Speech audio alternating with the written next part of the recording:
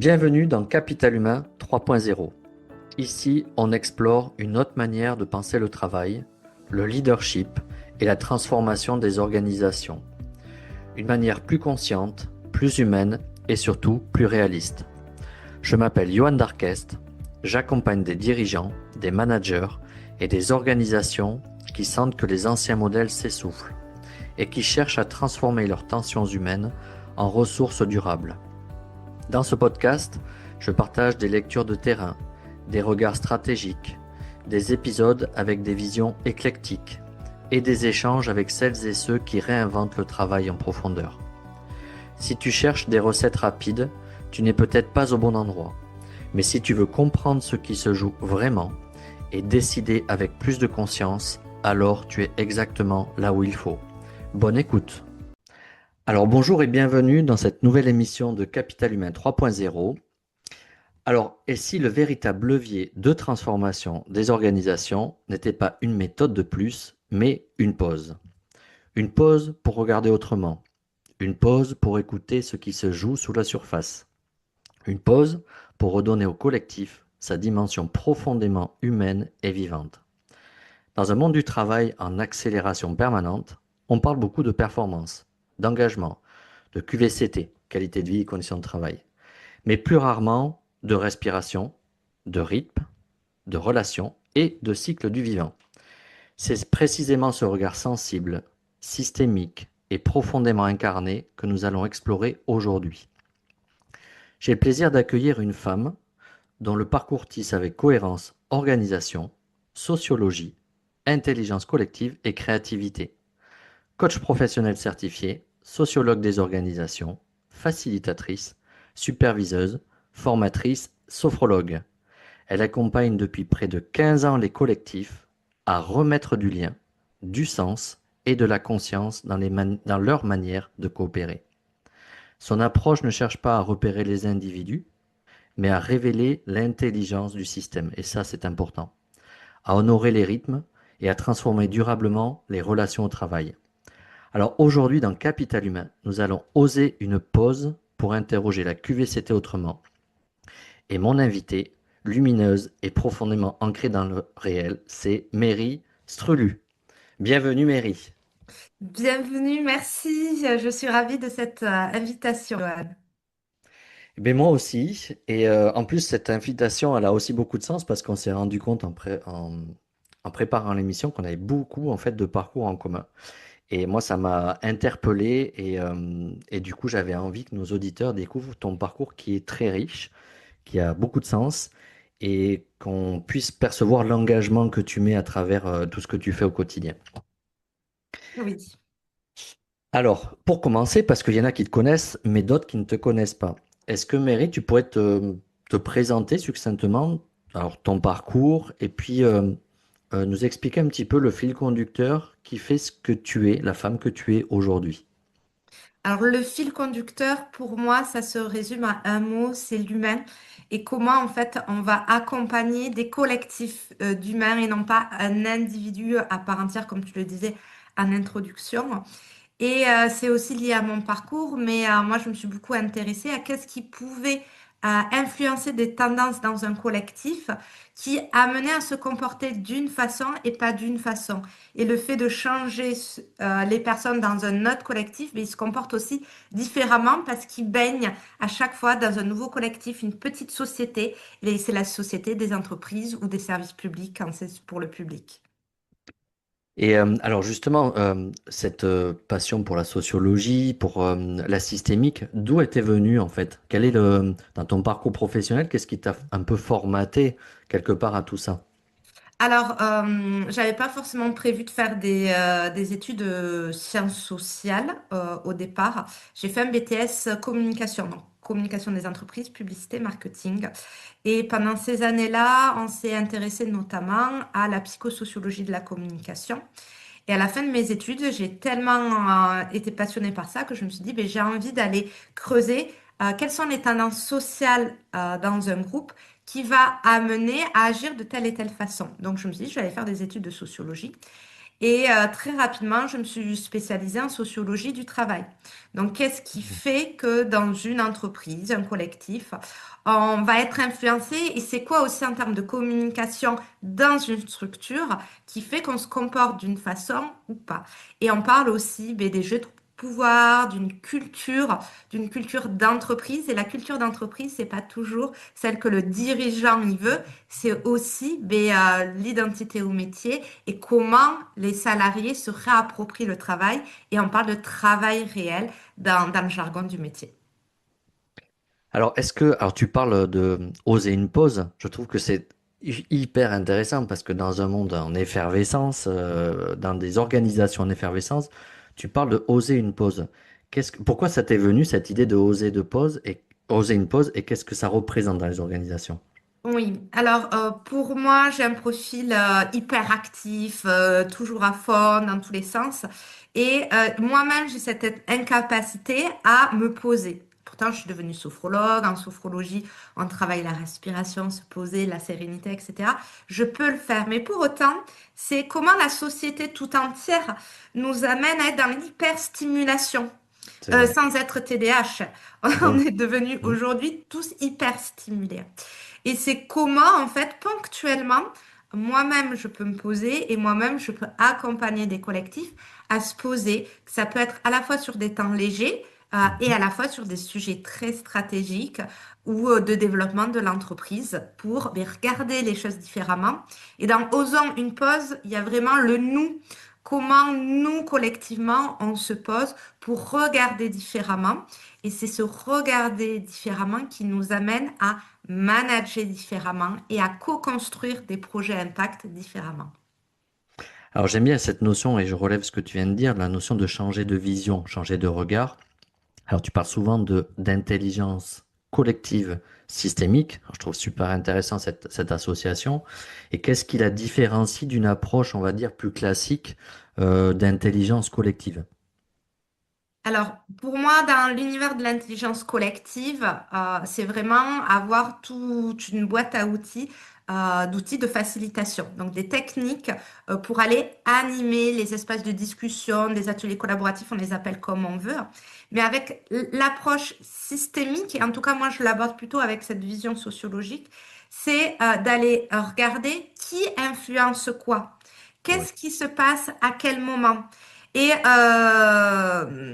de regarder le système dans son ensemble. Et notamment de dire, ben, le salarié fait peut-être mal quelque chose, mais qu'est-ce qui l'amène à faire ça? Quelles sont, sans dire les causes, mais qu'est-ce qui, dans son environnement, lui crée des conditions, peut-être à faire vite et mal pour certains. Et donc, c'est d'aller regarder vraiment les facteurs, parce qu'ils sont multiples, qui va créer à faire différemment. Et c'est de s'interroger quels sont les avantages et les inconvénients pour lui d'agir comme ça au quotidien. Et pour la structure, ça a quoi aussi comme impact positif et négatif?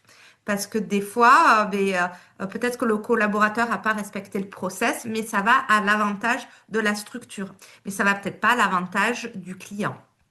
Et donc, c'est d'aller regarder un petit peu tout ça pour dire ben, qu'est-ce qu'on valide, qu'est-ce qu'on invalide et comment c'est une approche aussi très qualité, comment on va aller améliorer ça pour non pas faire des petits papiers, Mhm. mais d'être utile, d'apporter quelque chose de concret.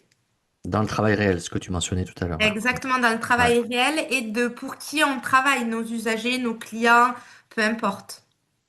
Et est-ce que cette approche d'intelligence collective systémique, ça permet de mieux identifier peut-être des signaux faibles ou on parle souvent de tension, de blocage, des fois des non-dits dans les organisations. Est-ce que par cette approche, c'est plus facile d'aller les chercher en fait, ces approches, ces points subtils? En tout cas, moi je trouve qu'il y a des éléments qui vont être parlants, notamment quand on s'aperçoit qu'il y a une absence de parole. Quand il y a beaucoup de tension, les gens vont avoir tendance à ne pas vouloir parler. Et alors, à l'intelligence collective, on a besoin Mhm, c'est clair. et donc, c'est justement en sociologie, on dit de regarder ce qui est invisible. Mhm. Regarder aussi les non-dits. Qu'est-ce que ça reflète du quotidien? de la structure. Et après, c'est hyper intéressant d'aller le travailler avec le RH et le dirigeant pour se poser les bonnes questions. Et l'anecdote qui me vient, Mhm. des choses très simples, hein, quand on aborde le sujet du turnover, de la fidélisation des salariés, euh, énormément d'entreprises que j'accompagne, quand je leur pose la question, est-ce que vous savez pourquoi ils partent? Ils me disent non. Mais est-ce que vous Ouais. leur avez déjà demandé la question? C'est du basique. Ben non. OK. Et vos collaborateurs, est-ce qu'ils ont une idée? Peut-être. Donc, c'est comment petit à petit, avec des différents types de sujets, on va aller tisser vraiment les échanges et d'aller regarder sur des portes d'entrée différentes. Et est-ce que dans cette notion, c'est très intéressant ce que tu dis, parce qu'il n'y a pas beaucoup d'entreprises qui font cette démarche de sortie, de questionnement. Est-ce qu'il n'y a pas un espèce de tabou en se disant, ben, je vais être jugé, je vais être... Bien sûr. euh, et comment tu arrives justement à prendre un peu de recul sur cette notion de jugement pour faciliter la parole? Est-ce que ben, les DRH se disent, ben, OK, on va être authentique, on va essayer de comprendre pourquoi? Comment tu fais pour faire mettre en confiance en fait le DRH? Euh, Souvent, c'est parce qu'ils m'ont fait confiance sur d'autres choses qui se disent, allez, on va tester. Et c'est de tester en fait étape par étape. On va pas aller changer toute l'organisation du jour au lendemain. C'est, Mhm. est-ce que ça vous dit d'aller le mettre en Mhm. place? Et on va aller le suivre, juste cette expérimentation sur déjà 3 mois. Mais souvent, au bout de 15 jours, ils ont déjà des retours. Et donc, du coup, ça vient donner des éléments. Et typiquement, ben, ça peut être, oui, les plannings sont pas clairs, ils sont pas toujours faits dans les temps. Parce que dans la fonction publique, il n'y a pas une obligation comme dans le privé de mettre des temps, de mettre des plannings. Et donc, du coup, ben, ça crée des tensions. Et c'est pas pour rien que dans le privé, il y a ces obligations légales. Ben, Oui. ça met un cadre. Et donc, Mhm. ça parle beaucoup du manque de cadre dans l'organisation. Donc, on vient travailler, du coup, ben, l'organisation et les remettre un peu brique par brique. Ok. Et du coup, j'imagine, tu travailles aussi en prévention, en sensibilisant les managers pour aller se mettre en posture de détecter ces signaux faibles. Cette parole du non-dit. Alors, souvent sur de la formation, quand on va me commanditer, ça va être des formations soit innovation managériale, donc comment je peux Mhm. faire différemment dans mes pratiques, ou vraiment fondamentaux du manager. Et dans les deux, on a cette notion de d'écoute, d'empathie et parfois de ne pas parler. Pour certains, ça peut être très difficile parce que parler, c'est me placer, ça parle de mon ego. Et pour d'autres, ça peut être si je parle pas, je vais pas être crédible. Il peut se jouer plein de Oui, choses. oui. Et donc, c'est d'aller regarder qu'est-ce qui se passe à moi et comment je peux essayer juste de temps en temps, parce qu'on ne peut pas se révolutionner du jour au lendemain, de temps en temps de faire différemment et de mettre en place cette écoute sincère. Et pour moi, l'intelligence collective, c'est de l'écoute et c'est une culture. On va pas pouvoir la mettre du jour au lendemain partout dans l'entreprise, Mhm. mais se dire une fois par mois, dans une réunion, et si je mettais 20 minutes d'intelligence collective ou 30 minutes d'intelligence collective et de démarrer comme ça, et moi j'ai vu beaucoup de collectifs qui après se disaient, ben, tous les jours on va se prendre un quart d'heure, 20 minutes, qu'on appelle des délits en agilité, et on va se poser et rapidement on se dit ce qui a été fait la veille, ce qu'il faut faire pour demain, pour mieux s'organiser. Donc des fois ça peut venir très vite aussi. Ça rentre dans des rituels en fait quotidiens et c'est peut-être la clé, Sébastien. Ce que tu en penses? Exactement, parce qu'en sociologie, on dit que déjà, nous, individus, on est fait de coutumes et de rituels. Et que c'est ça qui construit notre identité, nos valeurs, nos croyances les plus inconscientes. Et bien, dans une entreprise, c'est pareil. Si on veut aller donner une forme à notre collectif, c'est comment on va mettre un cadre et des rituels et des coutumes qui ont du sens pour le collectif et non pas imposés à un moment donné par la direction. Alors, moi, la question que je me pose, c'est que est-ce que toi, tu observes dans les organisations encore des organisations qui, au premier abord, veulent euh, amènent à réparer les individus plutôt que de se questionner sur la systémique? Est-ce que c'est un réflexe qui est encore très courant? Et si oui, qu'est-ce que tu leur dis en fait pour changer de logique? Alors oui, surtout quand on aborde d'un volet très psychologique, Mhm. et à la fois c'est aussi très déculpabilisant de dire c'est pas ma faute, c'est lui qui fait des clans dans l'entreprise, c'est lui qui fait des mauvaises pratiques, c'est lui qui est stressé. Mais non, c'est de regarder quelles sont aussi les sources de stress. Est-ce que c'est lié à un individu ou est-ce que c'est généralisé dans mon collectif? Et si la réponse est oui, c'est généralisé dans l'entreprise, c'est que ça servira à rien de travailler sur l'individu. Ça fait du bien de travailler sur soi, moi j'adore. Mhm. Mais derrière, si la structure ne bouge pas, on ne dit pas de révolutionner, mais ne bouge pas même d'un cran, mais du coup ça va créer des tensions et c'est ça qui crée du mal-être dans les entreprises aujourd'hui.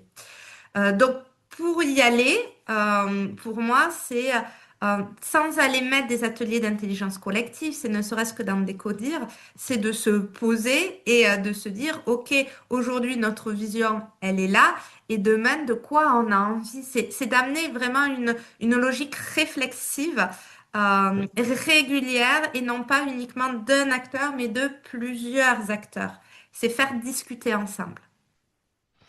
Alors, en préparant l'émission, il y a une notion que je trouvais super intéressante, c'est que tu relis la notion de QVCT au cycle du vivant. Oui. Ça, je trouve que c'est très pertinent. Et est-ce que tu peux nous expliquer cette analogie et pourquoi elle te semble pour toi incontournable? Donc, pour moi, une entreprise, c'est comme une société. Et Mhm. comme toute société, il y a une notion de cycle. Elle naît, elle se développe, elle meurt, ou en tout cas, elle se reconstruit. Euh, et, et en fait, même au niveau individuel et professionnel, il se crée cette même logique-là. Donc, à partir du moment où on est sur de l'ordre, non, on ne veut pas changer, ou on a toujours fait comme ça, donc on continuera à faire comme ça, ben, on ne s'adapte pas à notre environnement extérieur qui fait que ben, on a des contraintes, on peut avoir des contraintes budgétaires, beaucoup Mhm. d'entreprises en connaissent, ou de nouvelles lois, de nouvelles contraintes, un nouveau marché qui se déplace. Et c'est d'être à l'écoute de tout ça pour évoluer. Donc, on a besoin de routine. Donc, les rituels, ils sont là, mais c'est aussi comment on se réadapte parce que l'humain est fait pour s'adapter. On s'adapte depuis toujours, depuis la préhistoire. Et même quand on était des animaux, il y a cette logique d'adaptation naturelle. Et une entreprise, un service public, si elle veut perdurer, ben, il y a cette nécessité de s'adapter.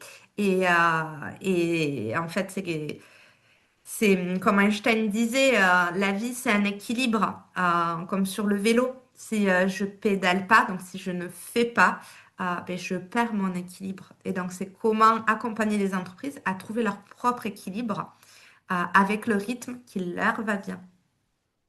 Et qu'est-ce qui fait que, selon toi, que quand même on voit dans les organisations que beaucoup ont du mal peut-être, je sais pas, c'est une question, je passe à la sociologue.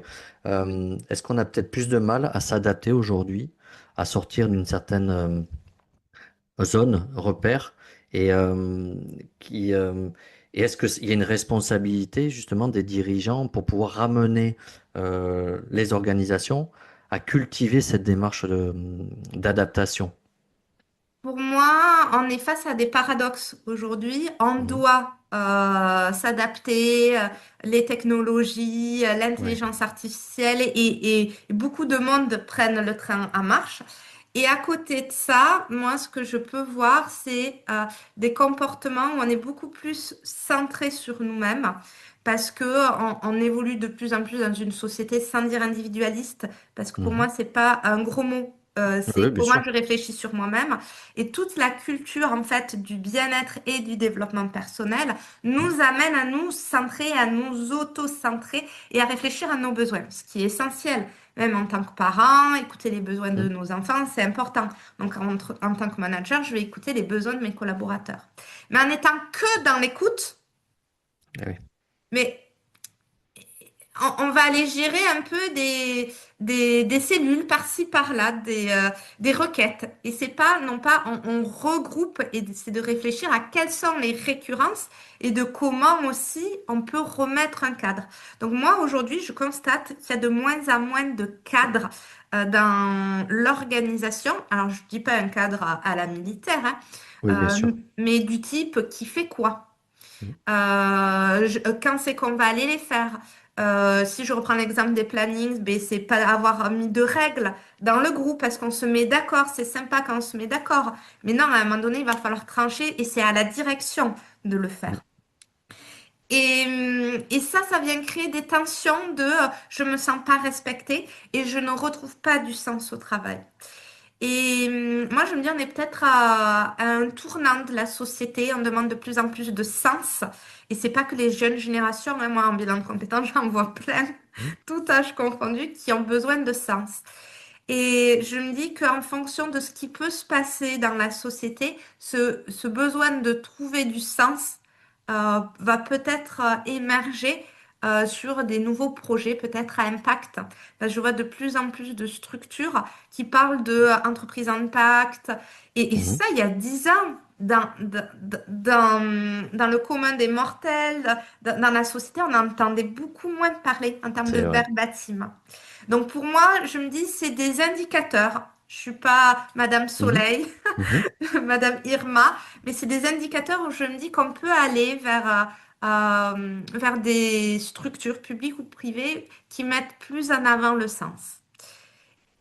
Et c'est aussi dans cette culture individualiste qui est là de accompagner aussi les personnes à elles-mêmes retrouver du sens et non pas attendre que le collectif me donne du sens. Mhm. On est plus dans une démarche de responsabilisation équilibrée, finalement, quelque part. Oui, en tout cas, c'est ce pourquoi j'œuvre. Mhm. Et il y a des métiers qui sont difficiles. Mhm. Et il y a des métiers qui sont alimentaires. Même moi, je suis passée par ces cases-là. Et pour autant, dans ces périodes-là de ma vie, mais j'ai apprécié ces boulots qui sont ingrats et alimentaires. Et je ne citerai pas les entreprises parce que je veux pas non plus leur faire de la Mhm. pub dessus. Mais c'est aussi comment moi, je me disais, ce que je vis là, au-delà de me donner un salaire, ça m'apporte quoi? Et c'est quoi le but du jeu de faire ci, de faire ça? Et du coup, Mhm. ça me challengeait. Et oui, puis en fait, comment on relationne avec des équipes, un manager, etc. On apprend aussi sur soi à mieux se connaître, justement, avec, Oui. et dans le lien à l'autre. Donc, à la limite, peu importe finalement le cadre, que ce soit un travail qui a peut-être moins de valeur ajoutée, je veux dire, et des boulots qui ont plus de valeur ajoutée, peu importe. Mais en fait, la relation à l'autre, ça nous apprend quelque part, finalement. Ça nous apprend et aussi quand je dis c'est quoi le but du jeu dans ma tête, en fait ça veut dire c'est quoi le process, j'exagère, hein. Oui, Mais oui. comment je peux améliorer les choses pour que ce soit bien pour moi, pour mes clients, pour mes collègues? Parce qu'à l'époque j'étais pas forcément manager, j'avais 20 ans, mais il y a cette logique de ne pas le voir que comme une contrainte, mais Mhm. vraiment c'est quoi le but du jeu et pourquoi il faut le faire? Complètement. Le sens. Exactement. Alors, il y a une question qui me vient, c'est par rapport, on a parlé de rythme. Alors, on a expliqué que on est dans une société beaucoup sous tension, hein, de part et d'autre, hein, et à tout niveau, hein. Les collaborateurs terrain, toutes les strates managériales, etc. L'organisation face à la société, hein, aux contraintes de la société. Comment on fait pour réintroduire un petit peu plus de respect du biorhythme. Je vais mettre ce terme-là parce qu'on est des êtres humains avec. Mais là, on est en hiver. Normalement, on est censé, comme la végétation, ralentir un peu. Mais comment. Hiberner. Hiberner, c'est ça. Et comment on fait pour amener un respect du rythme, de la respiration, de la maturité dans ces contextes-là? Et de comment on allie des moments quelque part de sprint et des Oui, moments très où on va juste. être un peu plus posé. Pour moi, ça vient questionner la relation au temps. Il n'y a pas longtemps, je donnais une formation sur organisation du temps de travail. Bon, on s'aperçoit que la plupart du temps, il y a des exceptions, mais Mhm, les gens savent bien s'organiser. mhm. Mais c'est plutôt de comment moi je vis le fait d'avoir toutes mes sursollicitations et d'être à fond toute l'année. C'est vrai. Et en fait, quand on retrouve la littérature sur la gestion du temps, on dit qu'il faut planifier un tiers du temps, c'est les aléas. Et en fait, sur la vie de l'entreprise, de l'année, on va dire, c'est de se dire, OK, il peut y avoir des moments de rythme, mais j'accepte en fait que quand ils sont pas à fond, on va relâcher un petit peu la tension et de pas toujours tout planifier. En tout cas, là, je parle pour des structures qui mettent les salariés un peu sous pression parce qu'il y a un rythme assez effréné. Et typiquement, notamment dans des métiers physiques, je pense notamment aux EHPAD que j'ai pu accompagner, c'est comment je réfléchis aussi les temps de repos, les temps de récupération et les temps de pause quand j'arrive à avoir des pauses dans la journée. Mm. C'est des milieux très sollicités, le sanitaire et social, la santé, c'est vrai que ce sont des domaines Oui. très très exposés justement à cet épuisement, justement, par manque de Oui. repos. Et beaucoup de structures que j'accompagnais me disaient, en tout cas dans le secteur de la santé, il y a des horaires en 8 heures, en 10 heures, en 12 heures. Il y a des gros débats de se dire, il faut quoi? En fait, les salariés aujourd'hui demandent des horaires en 10 heures, en 12 heures dans les secteurs de la santé Mhm. parce qu'ils font moins de journées de travail. Je dis pas que c'est ça qu'il faut faire, mais c'est une tendance pour recruter. Il faut plutôt proposer souvent, proposer ces types de contrats. Mais on s'aperçoit que sur le court terme, les gens ils sont super contents. Mais sur le long terme, il y a une usure physique. Et oui. Et les gens sont plus en arrêt maladie. Et pour moi, ça me faisait très mal au cœur parce qu'il y a 2, 3 jours sur LinkedIn, j'ai vu une étude scientifique qui disait que ben, faire des journées de 10 heures, les salariés étaient contents et que c'était une étude qui avait été faite sur 6 mois. Et ouais, mais est-ce qu'on a posé la question sur 1 an, 2 ans et 3 ans de C'est ce qui ça. se passe et de s'ils sont toujours en poste? Et moi, sur le terrain, j'observe pas la même chose. Et c'est vrai que j'ai vu des structures qui avaient osé mettre en 8 heures et l'organisation est beaucoup plus complexe, mais en fait, ils avaient beaucoup plus fidélisé. Et en fidélisant, ils avaient aussi pu créer des projets en interne. Du coup, ça donnait envie aux nouveaux de venir parce que ils étaient un petit peu innovants dans leur façon de faire et que les rythmes humains étaient plus respectés dans la santé. C'est ce qu'on demande. Et oui, complètement. Et puis après, ça pose la notion de l'équilibre des temps, parce que finalement, dans les moments de récup, ils sont tellement en fait en fatigue à tout niveau, hein, psychologique, physique, que ben, en fait, ils ont plus le temps pour apprécier ces temps de récup quelque part, finalement. Exactement. C'est ça. Enfin, je sais pas ce que tu en penses, mais Mais ça y contribue. en fait, on arrive au bout et je fais le cliché, hein, parce que moi, je suis Mhm. passée par là à une époque. On rentre chez soi, on est obligé de s'asseoir sur le canapé ou sur le fauteuil parce qu'on n'est plus bon à rien. Mhm. C'est ça. Physiquement et derrière intellectuellement, ben voilà, quand on est épuisé, on n'a plus envie de faire quoi que ce soit. Et donc, on vient plus se nourrir aussi à l'extérieur de ce travail. Et moi, c'est ce que je vois de plus en plus, ça explose, ce besoin d'avoir une activité en dehors de son lieu de travail. On ne parle plus forcément de loisirs. Mhm. Il y a la culture du loisir qui est toujours là, mais c'est vraiment aussi la culture entrepreneuriale qui se Oui. développe. Et il y a des enquêtes qui le montrent, notamment de l'APEC, que d'ici 2030, 2035, j'ai plus les chiffres en tête, mais X% de la population active aura aussi une seconde activité, micro-entreprise ou petite entreprise, pour développer d'autres projets.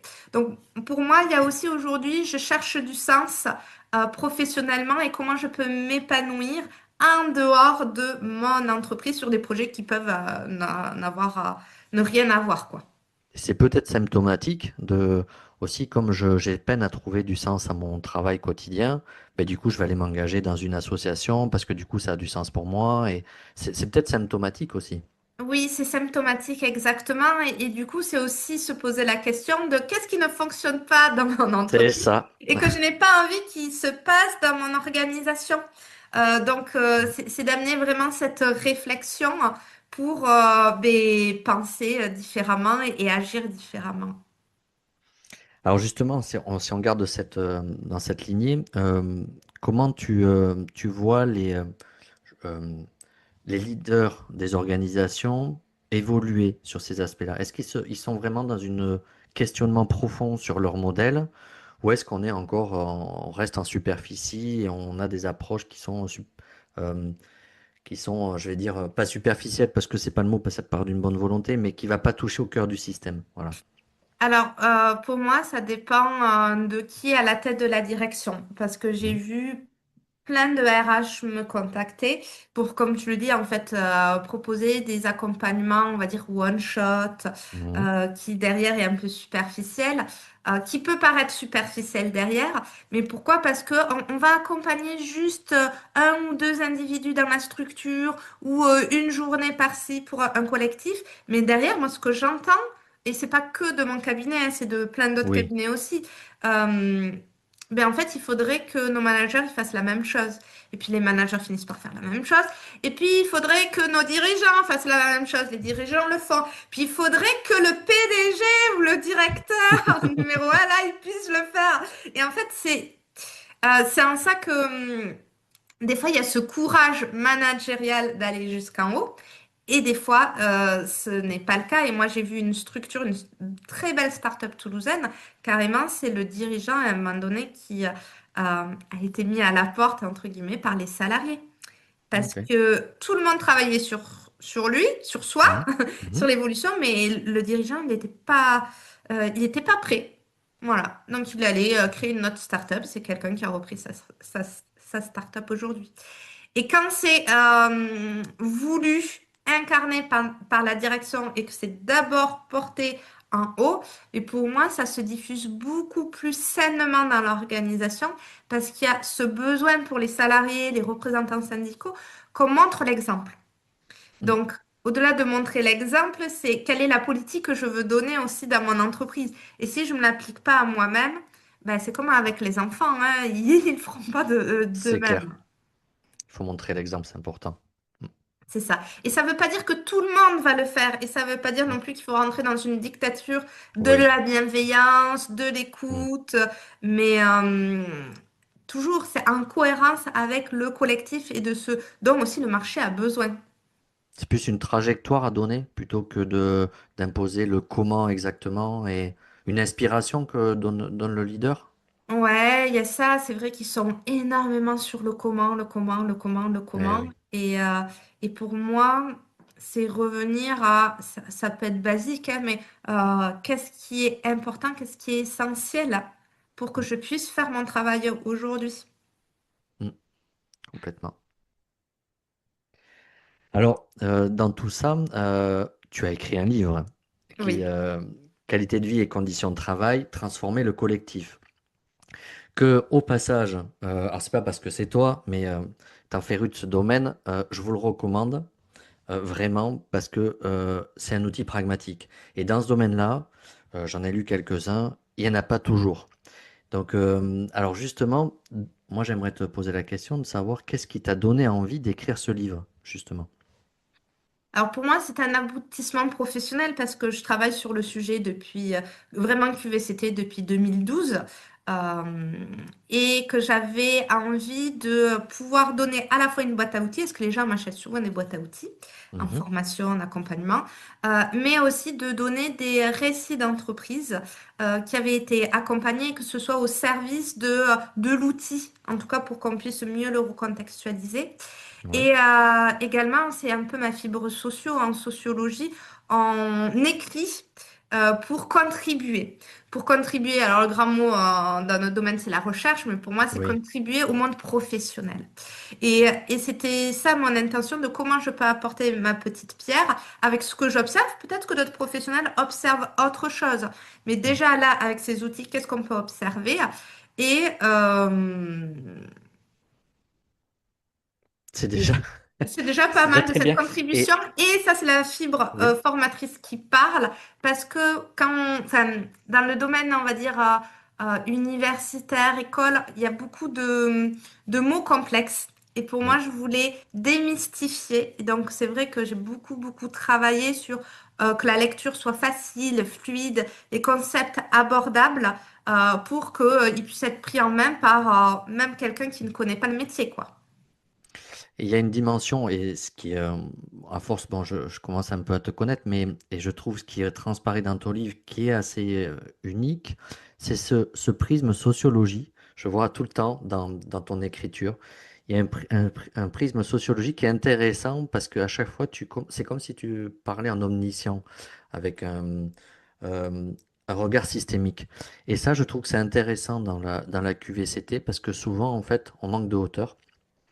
Et dans le livre, en fait, tu amènes ce regard, ce qui te caractérise hein, dans ton parcours. Et ça vaut le coup parce que ça donne des clés de lecture pour aller en profondeur, justement. Donc, Oui, de regarder les choses différemment et je parle notamment des logiques de régulation.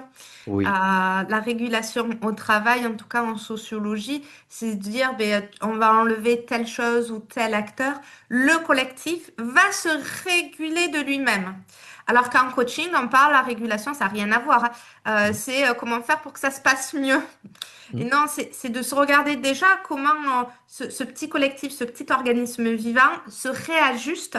Et c'est à partir de ce réajustement qu'on va aller se poser des questions de qu'est-ce qui a joué, quelles sont les zones d'incertitude, c'est quoi les marges de manœuvre, qu'est-ce qui m'a poussé à l'action ou à l'inaction.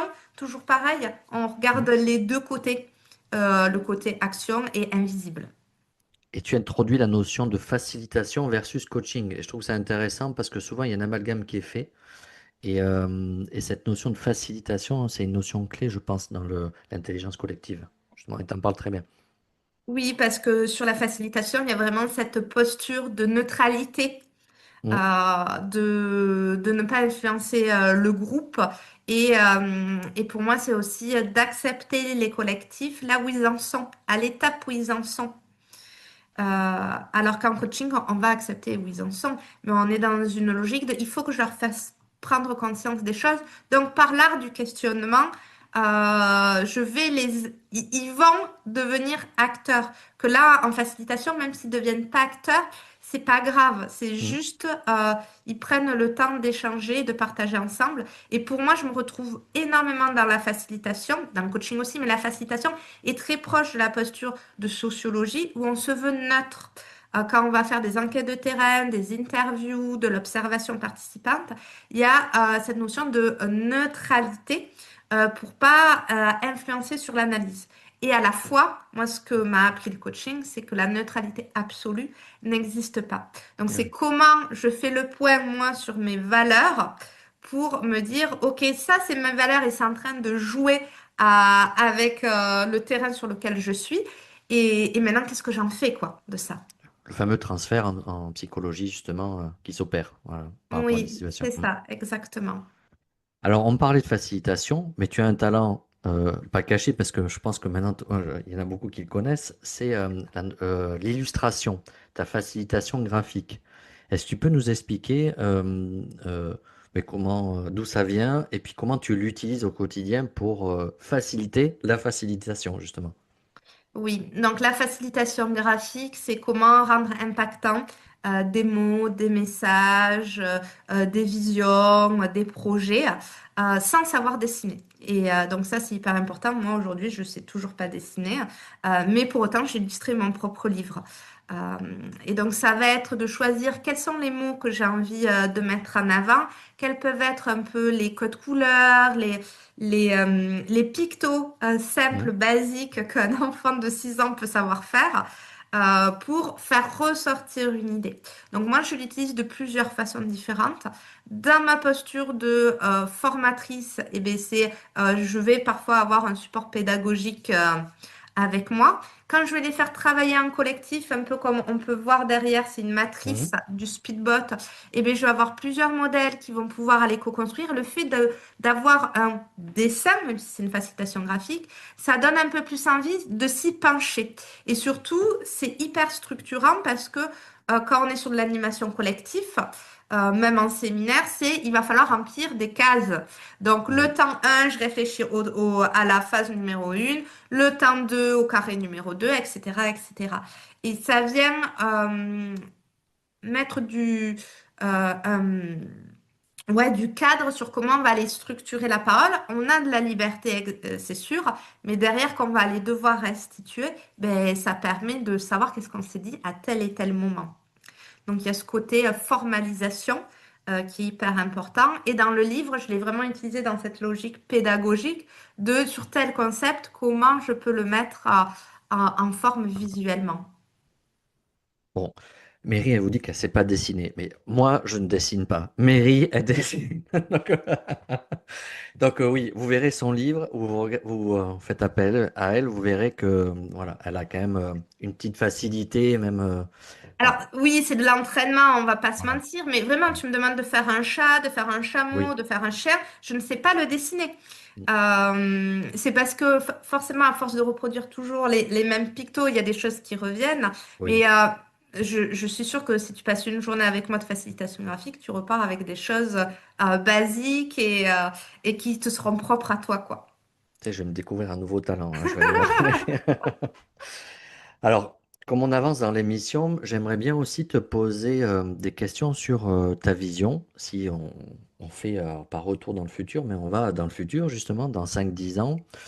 Comment tu vois évoluer, toi, les organisations, compte tenu de ce qu'elles sont aujourd'hui, en tout cas, comment elles sont dans la manière générale aujourd'hui, et comment tu les vois évoluer dans les 5 10 prochaines années, et sur quoi, quels sont les leviers pour toi qui vont vraiment fortement évoluer dans les 5 10 prochaines années.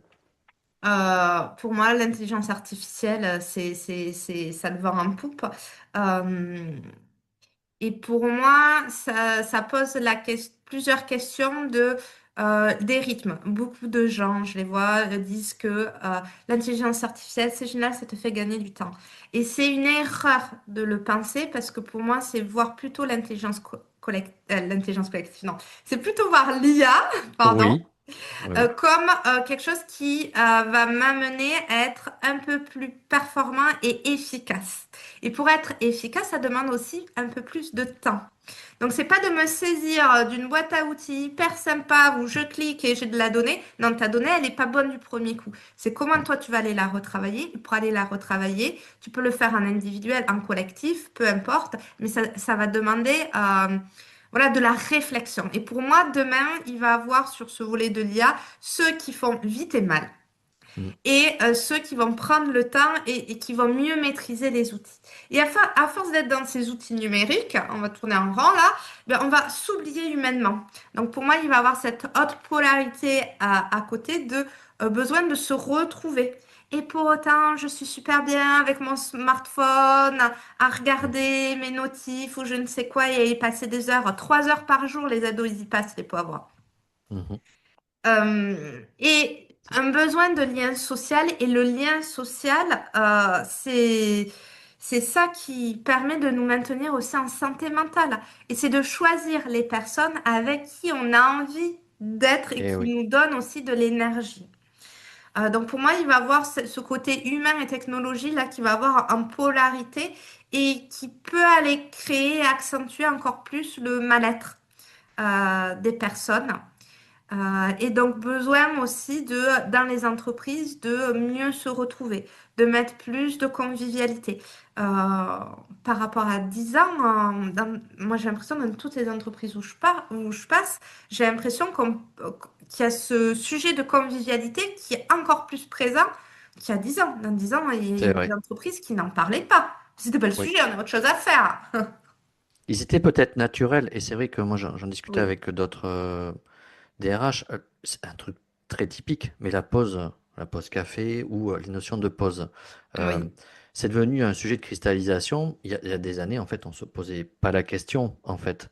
Il y avait de manière informelle des pauses qui se mettaient en place parce que c'était des temps de respiration. Il y avait aussi des échanges différents. Et maintenant, en fait, on est dans une accélération à la performance. Est-ce que cet enjeu de la pause, entre guillemets, physiologique, elle va être encore plus importante, selon toi? Alors, c'est possible, et je te rejoins sur cette page en sociologie, on dit que c'est devant la machine à café que se prennent les plus grandes décisions. Eh Donc, oui. c'est une façon de dire que les sujets importants, finalement, on les aborde pas forcément en réunion, mais de façon assez informelle. Donc, moi, j'ai ce temps informel Et moi, je peux aller tisser des liens avec les personnes. Et donc, on va aller travailler encore plus de façon cloisonnée. Et aussi, moi, par exemple, je suis pas une fumeuse. Je me suis toujours forcée, quand j'étais salariée, à aller prendre des pauses. Parce qu'en fait, je n'ai pas besoin naturellement d'aller fumer ma pause clope, quoi. Oui, oui, Il y a c'est vrai. ça. Et aujourd'hui, moi, je perçois que dans les gens qui ne s'arrêtent pas, c'est aussi des gens qui, comme moi à l'époque, ne fumaient pas. Et c'est comment aller ritualiser aussi dans l'entreprise des moments où ben, on se pose, quoi. Mhm.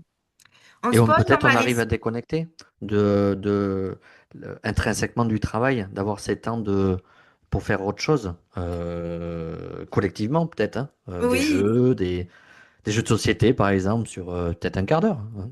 exactement. Et tu vois, aujourd'hui, les gens, ils vont en pause, même tous, même moi, je prends mon téléphone, allez, vite, Mhm. vite, vite, presque aux toilettes, je vais faire mes petits messages et tout.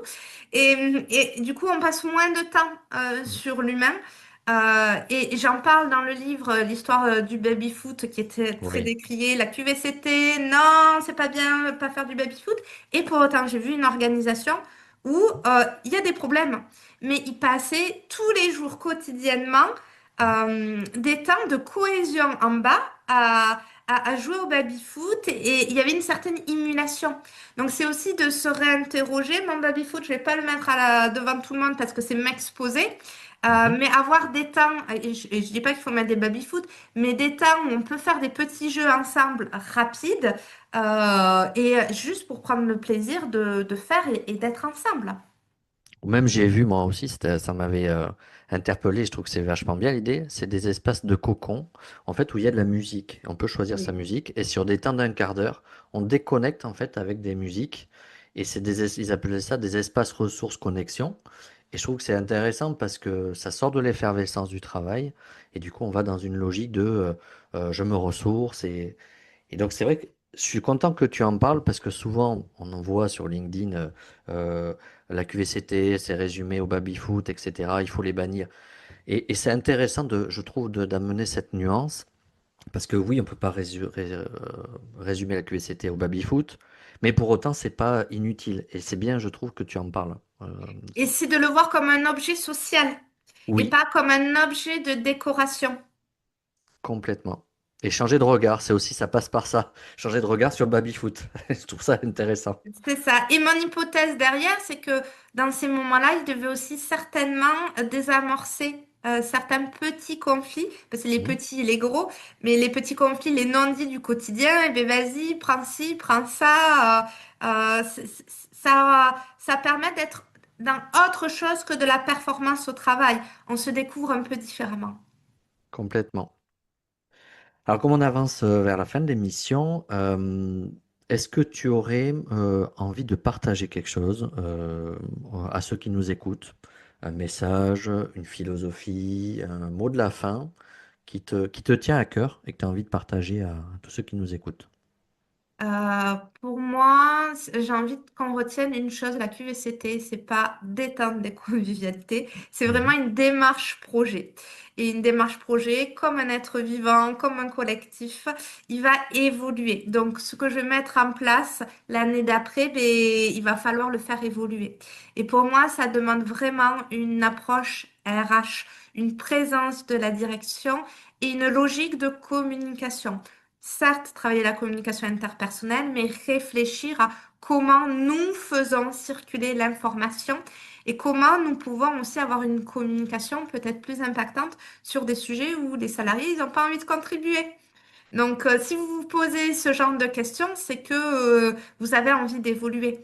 Donc, essayez de nouvelles choses, expérimentez de nouvelles choses, et c'est ça qui vous fera un petit peu bouger, vous réajuster petit à petit. Mais merci infiniment, Mary, pour ce beau message de clôture. Et je te remercie sincèrement d'être venu. Moi, j'ai pris beaucoup de plaisir. Je pense que nos auditeurs aussi. Tu reviens quand tu veux pour nous parler de tes expériences, tes retours, tes feedbacks. Ça sera très riche. Et mais merci. Voilà, tout simplement. Merci pour ton invitation, ce fut un plaisir, Johan. Si cet épisode a résonné pour toi, ce n'est sans doute pas un hasard. Les transformations que nous vivons aujourd'hui au travail comme dans nos organisations, ne sont pas seulement techniques ou économiques, elles sont profondément humaines. Si tu es dirigeant, manager, DRH, si tu sens que certaines tensions, certaines questions de sens, certains blocages reviennent sans cesse, et que tu as envie d'y voir plus clair, de prendre du recul, alors je t'invite à me contacter. J'accompagne les organisations et les leaders à clarifier, structurer et transmettre une vision plus consciente du capital humain, toujours avec un ancrage très concret et très terrain. Tu trouveras mes coordonnées dans la description de l'épisode, et si tu veux aller plus loin, on peut simplement commencer par une conversation.